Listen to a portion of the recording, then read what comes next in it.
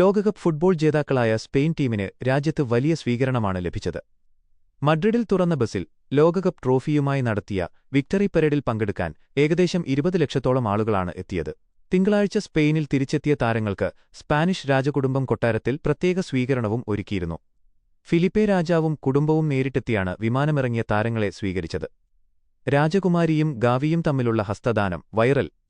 കൊട്ടാരത്തിൽ നടന്ന സ്വീകരണ ചടങ്ങിനിടയിൽ സ്പാനിഷ് രാജകുമാരി ലിയോണറും ഫുട്ബോൾ താരം പാബ്ലോ ഗാവിയും തമ്മിലുള്ള ഹസ്തദാനം സമൂഹമാധ്യമങ്ങളിൽ വലിയ തരംഗമായി മാറി.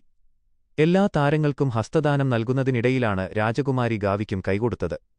ഈ സമയത്തെ രാജകുമാരിയുടെ ഭാവവ്യത്യാസങ്ങൾ സമൂഹമാധ്യമങ്ങളുടെ ശ്രദ്ധ നേടി.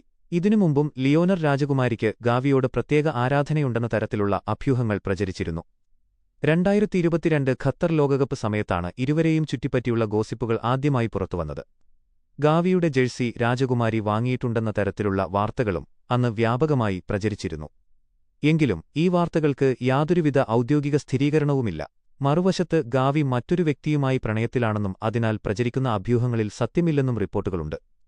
നിലവിൽ പരിക്കിൽ നിന്നും പൂർണ്ണമായി മുക്തനായി അടുത്ത സീസണിനായി തയ്യാറെടുക്കുകയാണ് ബാർസിലോന മിഡ്ഫീൽഡറായ ഗാവി.